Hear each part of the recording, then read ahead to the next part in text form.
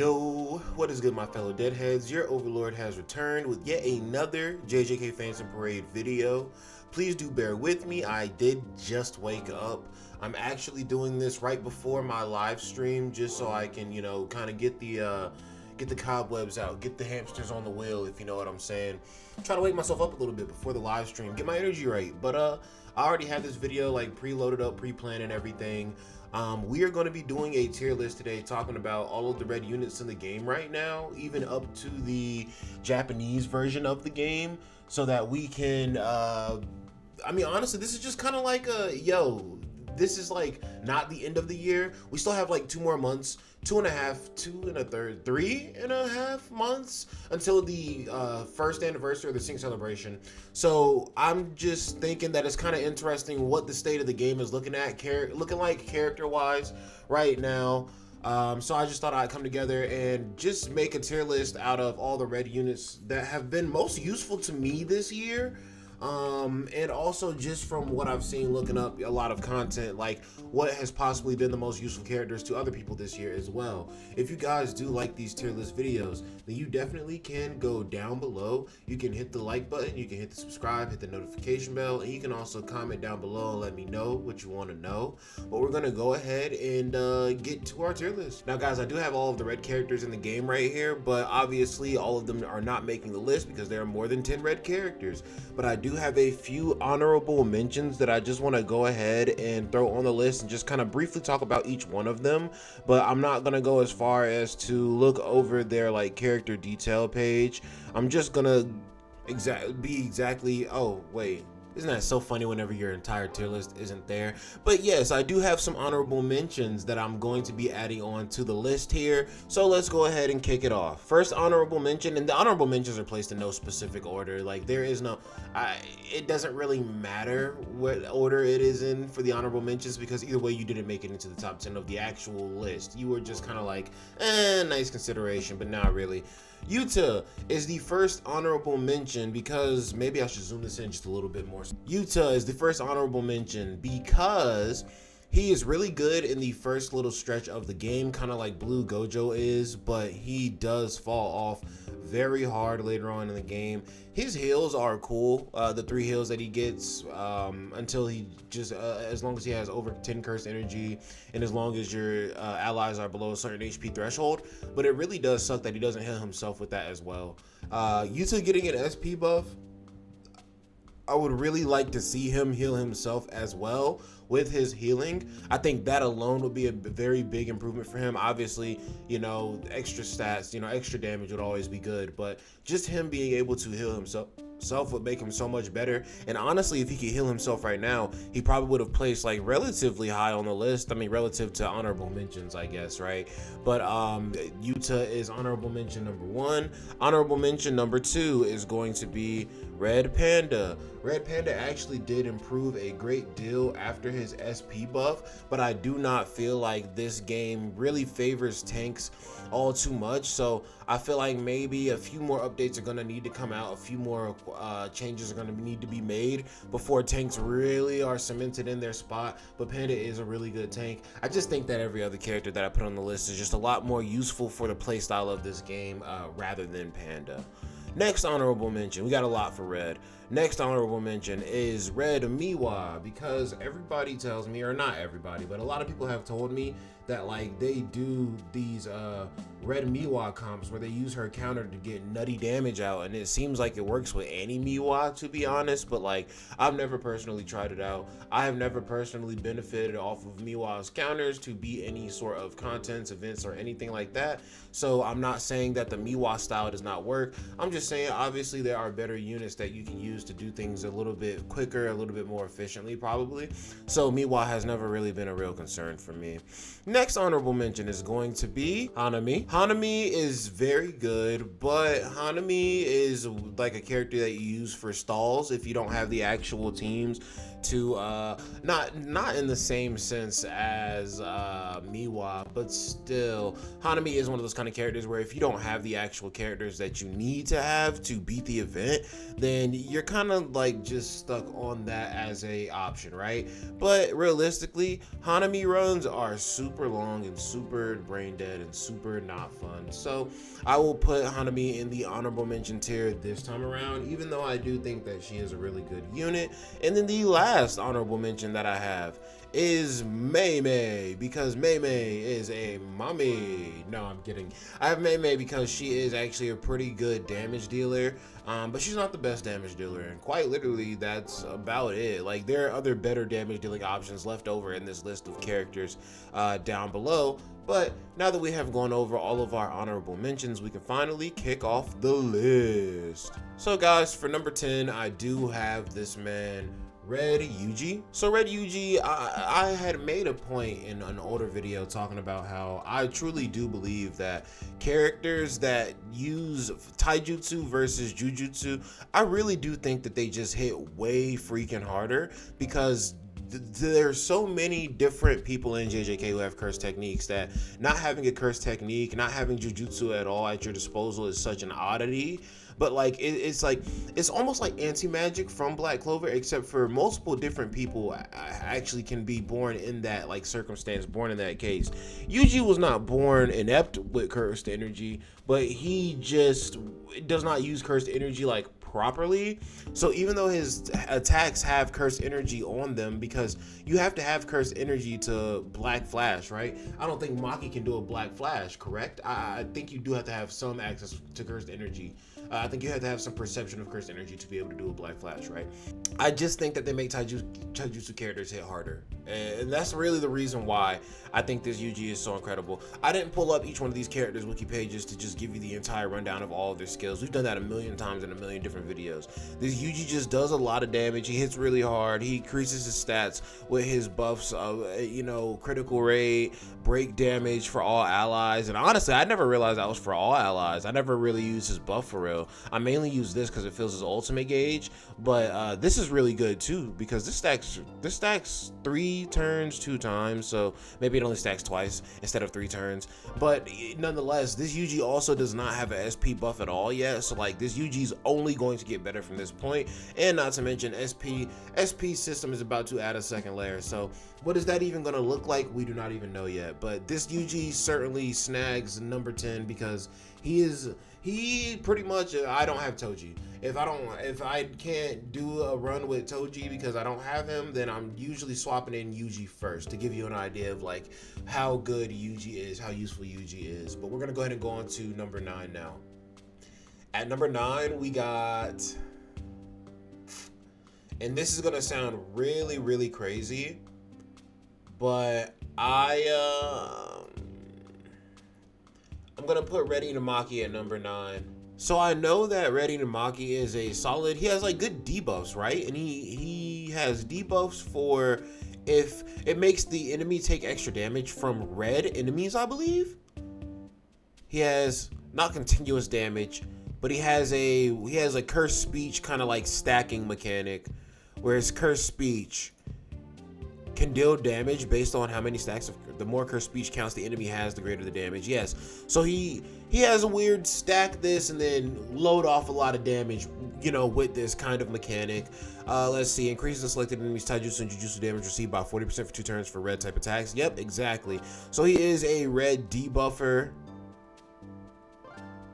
and he's an attacker as well.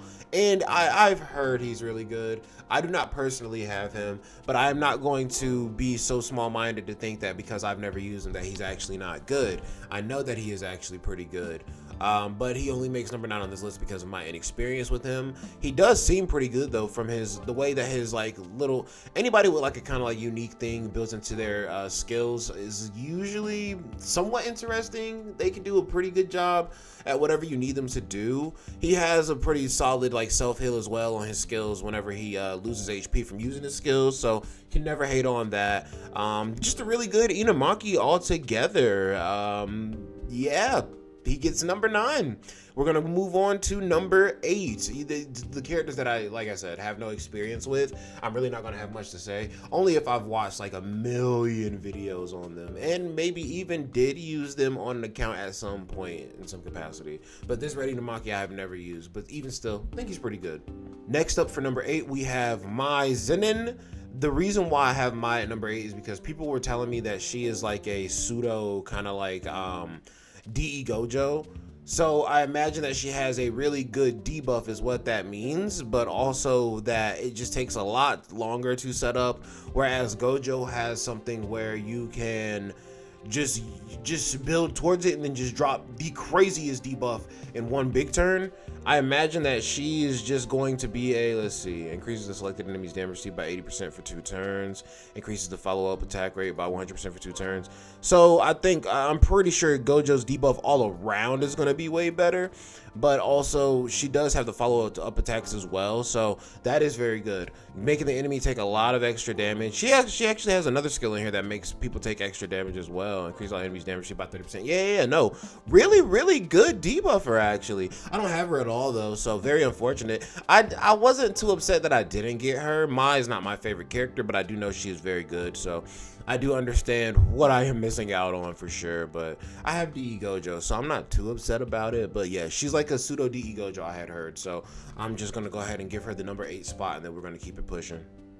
Alright guys, I gotta say, numbers 8 through 10 are actually looking pretty strong right now, and honestly, like, none of these characters do I think are bad at all. I literally just glazed this man Yuji up. I think Yuji is cracked, right? I even think Mai Mai is pretty good. I don't think she's like top 10 level, you know, but I think that maybe Yuji is gonna end up being a better DPS, or who somebody else I have on the list is like going to end up being a better DPS or something like that. And also you have to consider like Yuji's SP buff is a lot closer impending, and even Yuta's is a lot closer impending than Mai Mai. Mai Mai has a chance to reach the sun way later on in the future, but as of right now, I think that Yuji is going to have to take the top spot just because he's a lot more accessible for people to get A5 versus Mai Mai. But number 7 is actually going to be Rare Inumaki. And before everybody gets upset about me putting a rare character over SSR characters, let's just take a real moment and just really think about the fact. How many of you are still using this man till this day, even though he is a rare character? I'm sorry, rare characters in any gacha game, this is how it works. The rare characters have worse stats than the SR characters, have worse stats than the SSR characters. And what's really funny to me is that Inumaki is literally a character that is only brought into missions just to die, but even just having him for one turn can change the entire course of your run. Just think about that. Even as a rare character, just having you for one turn can change the entire course of my run. Everybody has access to this man. This man is literally in your first 3 multi-summons that you do in the game. Like, I think that is a fair statistic to give for rare characters. You're getting 1 copy of this man in your first 3 multis in the game ever. If you're a brand new player, you are getting this man, and you're going to be using this man till kingdom come, my guy. This I literally still use this on tower. I still use this on EX stages. I still use this. I don't use it in Curse Sweep Battle because Curse Sweep Battle is a more damage oriented stage, and rather I use a buffer, and I use a different kind of buffer. I use an offensive buffer versus a defensive buffer like Inumaki is. But even still, for those stall comps that I was talking about earlier with Hanami, the real integral piece I'm pretty sure is Inumaki, because I think his skill even costs less. The skill that provides you great damage reduction costs less by 5, I believe. I think Hanami's skill costs 35 instead of 30, so you aren't going to be able to pop it off as often. And also it fills allies ultimate gauge by 124, or I'm sorry, 213 when you have the skill level 10. So Inumaki is definitely goated, and just the fact that he still has so much relevance even as a rare character a year into the game, basically, or 2 years into the game for the JP version, just says a lot. Next character that we're going to throw up on the tier list. So guys, you can kind of see here, I have Yuji here because I'm like, Yuji's a really good DPS. Then I have 3 really good debuffers slash like buffers that lean more on the like debuff side or on the buffing I'm doing is like defensive side. Now you're going to see a very obvious shift in the tier list here. So first off, number 5 or 6, I'm sorry, is going to be Toji. And honestly, I'm going to go ahead and grab the rest of the list now and just put them up on Toji's tier so we ain't got to scroll all the way back down here. So you guys kind of already know who's not going to be on the rest of the list. So let's grab you, let's grab you, let's grab you, let's grab you, and let's grab you. And this is going to be the rest of our list right here. But I am just going to leave them all sitting right here on Toji's tier for a second and talk about Toji for a little bit actually.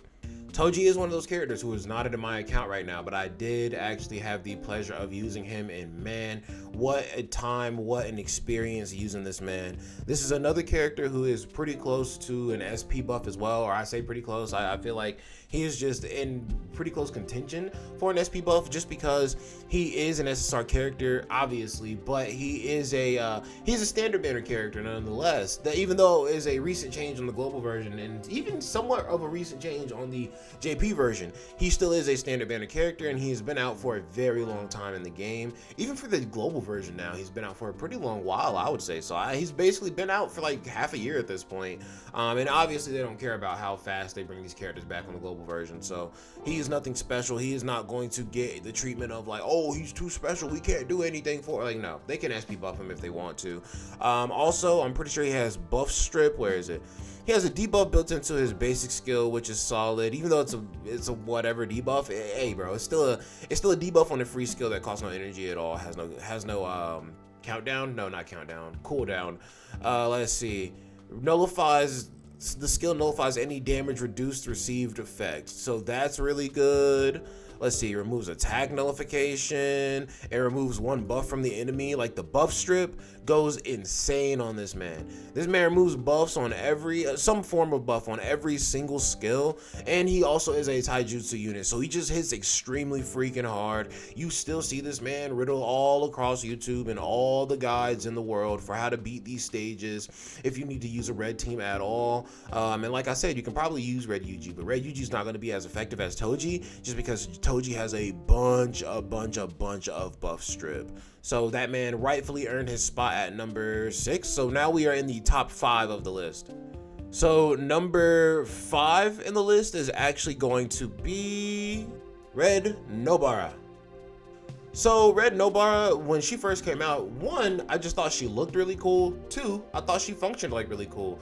She kind of took away the shine from Yellow Nobara, I guess you could say, for me, because I thought Yellow Nobara was so cool, you know, stacking the nails on enemies and then just letting it rip for one big attack. But then I saw kind of like a different way of doing that, and I was so intrigued, so interested. And then they went and SP buffed her, and they made one of her skills function very similarly to like Sukuna's skill, and made her damage absolutely insane with that skill. And she's just like really stupid as a DPS. Like her damage ceiling just goes so freaking high, bro. You can use her with I was about to say Haijo. You can use her with DE Gojo to get even nuttier numbers. Mono red, like bro, mono red team with her, DE Gojo, red Nanami, and then red Yaga, like no slouch on that team whatsoever. You can do some really impressive things with this Nobara, and I think that her damage is going to max out over Toji's altogether as of right now. So as of right now, she is going to take our spot as the best DPS on the tier list, actually, right over Toji, to start us off in our top 5. Next up at number 4, I have Red Nanami. Red Nanami is number 4 because you're gonna see the rest of this list is basically like just buffers, because the buffers just make Red look so much more fierce than it actually is. The DPSs for the Red team actually aren't as crazy as they seem, or at least the roster of Red units, the roster of Red DPSs is not as expansive as it seems. I put 3 really good Red DPSs on this list, but the rest of them that are even honorable mentions are kind of like whatever. So it's just like the DPS options are not as high on the Red team as you think. What makes it seem like it's really high is the fact that they have such an elite fleet, bars, of buffers that just can really make the team move in ways that it really needs to move. And Nanami, I will say, is the worst out of those buffers, or not the worst, because I just put a few buffers earlier in the list, and obviously he can't be the worst if he's just higher than those buffers. But like, out of the holy trinity of buffers, and there's a new addition in there technically, but out of the holy trinity of buffers, Nanami is the lowest of them, and he still does an amazing job nonetheless. And just to give you guys perspective, because I'll be candid with you, you saw the SSR Nanami as the other character I picked up. Like, he's going to be the next spot up from this Nanami, because he is all in a way just fully upgraded from this Nanami to that Nanami. I just leave this Nanami on the tier list because most people are going to have this Nanami, and Red Nanami is a JP character right now. He's going to come out in a week or two on the global version, and everybody is not guaranteed to get him, especially with everybody prioritizing Shoko. So we still need to put this man on the list just to show you guys how important he is, how powerful he is as well, so that if you don't get the other Nanami, you know that you're not all around just screwed. But yes, he doesn't have any buffs on his skill 1. His skill 2 is a solid buff. His skill 3 has no buffs, but it is just like a DPS move. Then his skill 3 increases damage dealt for all allies excluding himself, and deals damage. So just to give you a quick rundown on his skills, just so I can show you why the other Nanami is a all-around direct upgrade. We'll just go ahead and come down and look at Nanami's skills here. You can see this skill also deals damage to enemies, but automatically he's increasing his own critical hit rate by 45%. And I'll just go ahead and say now, this Nanami has a crazy mechanic where if he crits, he gets a lot of nutty shit, and then it makes it even easier for him to crit, I believe. Now, this Nanami is specifically for red units only, but he is still just insane in freaking general, bro. Oh my god, red is gonna be looking even like what I just said. Red, it looks so good because of the buffers it has. He is going to make that look even crazier. I'm gonna be real with you. Okay, we got skill 2 right here. Skill 2 is a skill that buffs everybody and his own damage as well, as long as they are red. And the buff that you are getting on this one is overall just better on any buffs he was getting on the second skill on the SR Nanami. All right, cool. Skill 3 has a cooldown to it, but increases his own damage dealt, deals damage to the enemies, performs a critical hit guaranteed, increases the selected enemy's break damage received, and increases all allies damage dealt by 90% for 4 turns, effective for red type attacks. So you can already see here we're 3 skills in, he has buffs on every single skill, where the other Nanami only had a buff right here on this skill, and the buff he had on this skill is literally worse than the buff he has on this skill right here.